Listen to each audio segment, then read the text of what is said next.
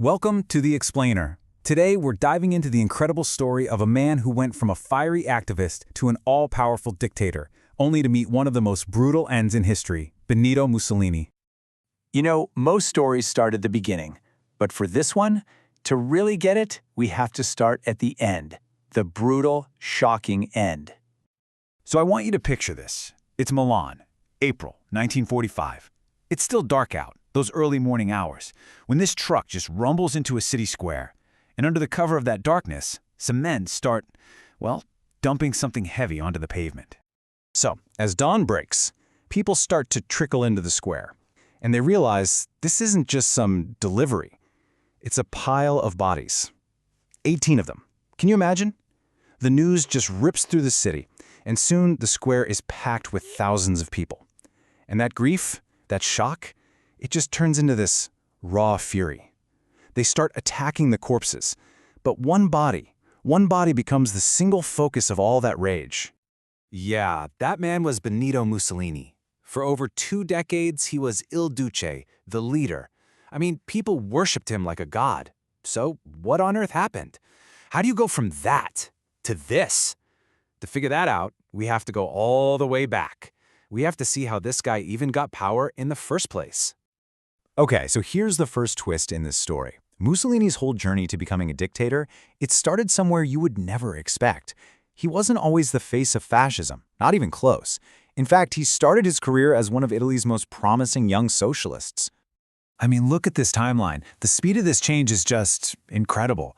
One minute, he's a fiery socialist activist getting thrown in jail for his beliefs. The next, he's editing the party's official newspaper. Back then, socialism was all about class struggle, international workers unite. But then, World War I hits, and it changes everything for him. He pushes for Italy to join the war, gets booted from the Socialist Party, and just completely flips. He throws internationalism out the window and goes all in on this aggressive, hardcore nationalism. And boy, did he find an audience for these new ideas. You have to understand, post-war Italy was a mess. It felt humiliated, broken.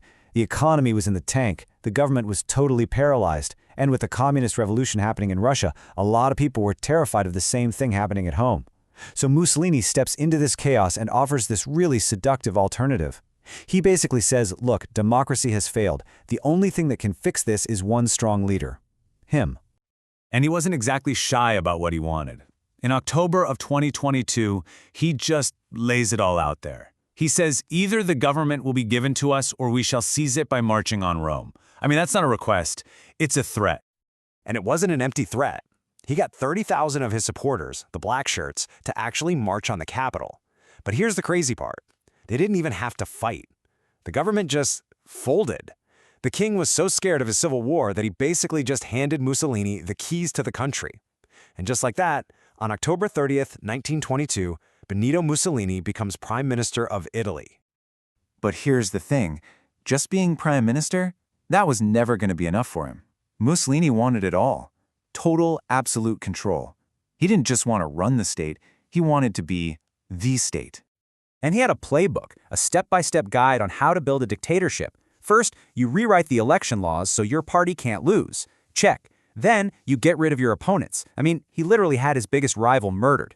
After that, you take over the press, you ban all strikes, you get rid of jury trials, you control the schools, and finally, you give yourself a new, powerful title, Il Duce, the leader. So his opponents looked at this whole system he was building, and they came up with a word for it, totalitarianism. And they meant it as a huge insult. But Mussolini, in a brilliant, kind of twisted political move, he just owned it. He said, yeah, totalitarianism, I love it. He used their insult to define his vision, a society where every single Italian was united, working for his fascist state. But look, you can't just rule by force. Not forever. You need people to believe in you. Or at least, you need them to think they believe in you.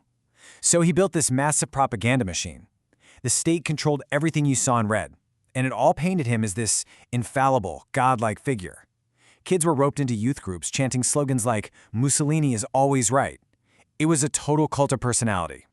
And you know what? For a while, it actually worked. He did get things done. He drained swamps to create farmland. He built roads. He brought in social security. He went after the mafia. He brought this feeling of order and national pride that a lot of Italians were desperate for.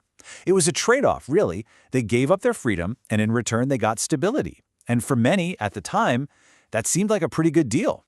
But of course, just fixing things at home, that was never going to be enough for Il Duce. He had bigger dreams. He wanted to bring back the glory of the ancient Roman Empire. And what does that mean? It means conquest. For Mussolini, war was everything. It was the ultimate test. He truly believed that strong nations had a natural right, a duty even, to go out and dominate weaker ones. Peace? To him, peace was just a sign of weakness, of decay. So, this obsession with war, it led him to invade Ethiopia in 1935. But the really fateful move, it led him right into the arms of Adolf Hitler. They signed a formal military alliance, the so-called Pact of Steel. And when World War II kicked off, well, Italy's fate was sealed. And if you want to understand the cost of that alliance, just look at this number, 200,000. That's how many Italian soldiers were sent to fight for Hitler on the brutal, frozen Eastern Front against the Soviet Union. The vast majority of them never came home. Yeah, the war that was supposed to bring all this glory, it brought nothing but disaster. Humiliating defeats in North Africa, hundreds of thousands of soldiers lost. And then, the final straw, Allied bombs started falling on Rome itself. And just like that, the Italian people, the ones who used to cheer for him in the streets, they'd had enough. And when the end came, it came fast. In July of '43, the very same king who had handed him power took it away and had him arrested. Now Hitler did bust him out of prison, but by then, he was a puppet leader with no real country. By April 1945, the war is lost and he's on the run, trying to escape to Switzerland disguised in a German uniform. But it doesn't work. He gets recognized by Italian resistance fighters, and his fate is sealed. And here's a crazy piece of irony for you. Mussolini himself once told his soldiers, "If I retreat, kill me." Well, on April 28, 1945, while he was retreating, Italian partisans did exactly that. They executed him, along with his mistress and a handful of his most loyal followers. And that brings us right back to where we started, back to that square in Milan. So now you see, that mob, that fury, it wasn't just random violence. It was the explosion of 21 years of pent-up anger. It was grief for a whole generation lost in a pointless war. It was pure rage at the man who promised them a new Roman Empire and gave them nothing but ruin. And Mussolini's undignified end had a ripple effect that went all the way to Berlin.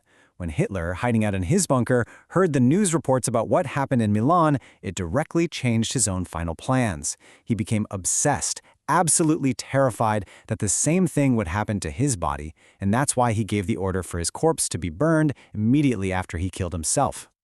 So there you have it. From a leader people cheered for to a body hanging upside down in a public square. Mussolini's story is, well, it's a powerful warning, isn't it? It shows just how quickly, especially in times of crisis, a whole nation can be tempted to trade freedom for the promise of order. And it leaves us with this question that just keeps coming up throughout history. Where do you draw the line? And what are we, even today, willing to sacrifice for a little bit of security?